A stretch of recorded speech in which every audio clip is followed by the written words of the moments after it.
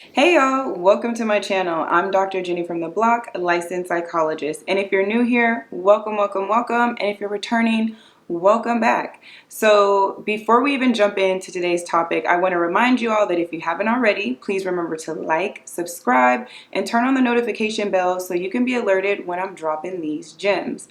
Also, follow me on Instagram at Dr. Jenny from the block. So yeah, let's get into today's topic. So if you click the link, you know we're going to be talking about sexual and romantic feelings, intimacies, etc. between clients and therapists. And I think talking about this, one, is just really fun and exciting for me because it's considered like a taboo topic in therapy, but I think it's something that's not often addressed enough, whether that's in our training programs as mental health clinicians or as clinicians sharing this information with our clients. And so I feel like the more that we normalize it and just have these open conversations, the less icky and weird that it can feel when we need to navigate, romantic or sexual feelings that may arise on either end. Now, one thing to note is that we are all humans and that at some point in our lives, we will develop attraction towards people. And when that happens, I don't want us to feel shameful or guilty. What we need to do is be able to navigate these dynamics or feelings within the therapy relationship in a responsible and responsive way. So clients, as you may be working with your therapist, if you notice that you are experiencing romantic or sexual feelings towards them, it's really important to talk that out within your therapy relationship.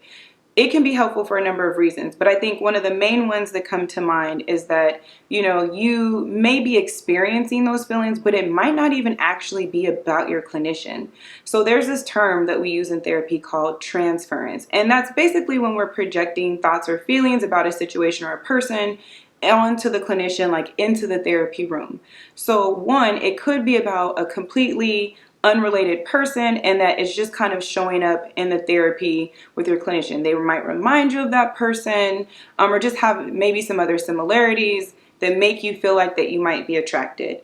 The benefits of bringing this up with your clinician is that if they're skilled enough, they can help you really understand where this attraction really is coming from, who it's really towards, and help you work to take the steps to not necessarily about like addressing that with the other person, but taking the steps to figure that out and work through that in a way that feels healthy and appropriate for you. Now, if you notice that your attraction is actually genuine and it's not a projection, you still need to bring that up with your clinician because you can have some dialogue around what next steps need to happen. Now, 9 times out of 10, it's probably in the clinician's best interest to transfer you to another therapist so that you're able to focus on your mental health goals. It can be very difficult for you to focus on those when the attraction, whether sexual or romantic, is getting in the way of you being able to participate in therapy. Now, clinicians, I want to note that it might be flattering, right? That if a client is like, I'm really attracted to you, either romantically or sexually, but we really need to draw a firm boundary with our clients. If they are expressing these things to us, like I said, whether it's the projection or really just those genuine feelings, we need to navigate that with consultation. And especially if it's in the latter case of the client genuinely wants a relationship or wants to have sexual intimacies, we do need to terminate and transfer. Now, sexual harassment is also a real thing. And I want to say for clinicians, like, you don't have to engage in any therapy relationship where you feel physically, emotionally, or psychologically unsafe, even if it's your client.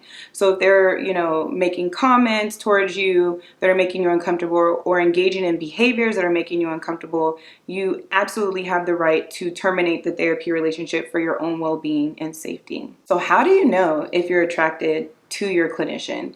Well, there are a couple telltale signs.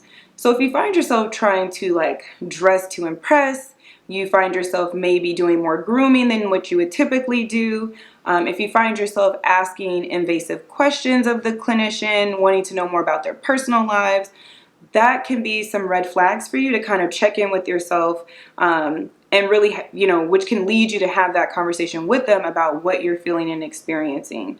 So keep those things in mind if you notice them coming up for you. So clinicians, if you're noticing that your client might be attracted to you or are making comments that are a little bit inappropriate, you can always use process comments to help bring some insight to their behaviors. And so process comments are really just calling out client behaviors in the moment, the here and now.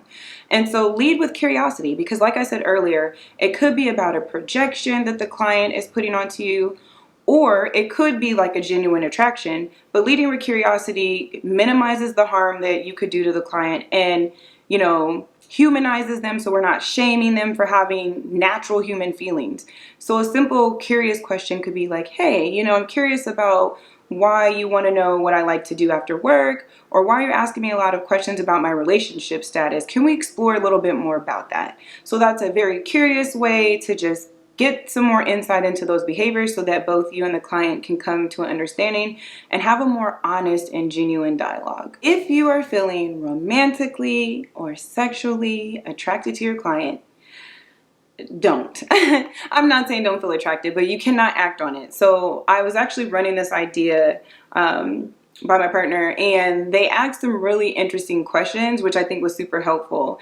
And number one, if the person has already signed on to be your client, you've signed the confidentiality and other therapy agreements and things like that, you can't just meet with your client for the first session and say, ooh, I'm attracted to them, I want them, I'm going to terminate with you so we can date. That is an ethical violation. So no, you cannot kick your client to the curb for some love. Now, if you are recognizing that you are having romantic or sexual feelings towards your client, there are a couple of things you can do similar to what clients can do, or how we address client attraction towards us. So number one, your best bet is to always consult. If you are a supervising and training, consult with your supervisor. You can have them watch the tape to see if any of those behaviors are coming out in the therapy room. Because remember, in our code of ethics, especially for psychologists, is that we do no harm. And obviously trying to engage in a physical or romantic relationship with our client can cause a lot of harm. So first, consult. And then, try to work through whether is this a projection similar to what a client could be experiencing. So is this some countertransference that's coming up? Or are these genuine feelings? And if it's the latter, you definitely need to terminate and transfer them to another clinician. Now, if there's more of a projection, that's more work for you to do on your end, and you can do some of that in therapy with your supervisor. They may also suggest that you terminate and transfer the client in that instance as well. But your best bet is always to consult first. Now, let me know. In the American Psychological Code of Ethics, it says that after 2 years of terminating a relationship with a client, that you could engage in like sexual romantic intimacies with them. But then the very next clause after that is like, but don't still.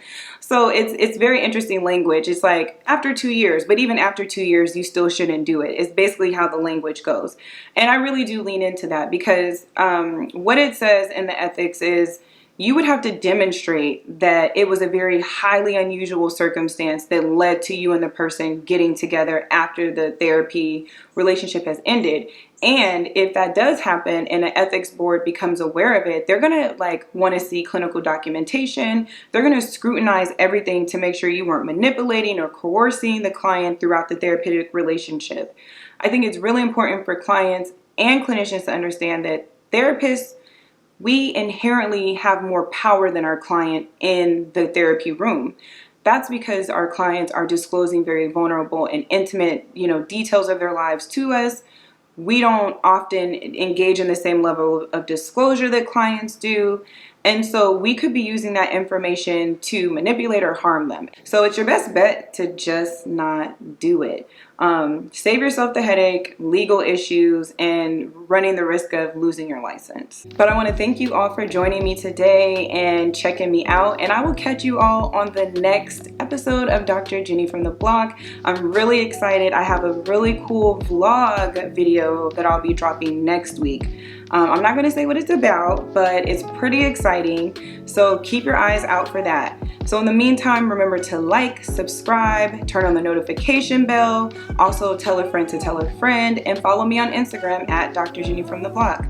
All right, now everybody take care, and I'll see you in the next video. All right, bye.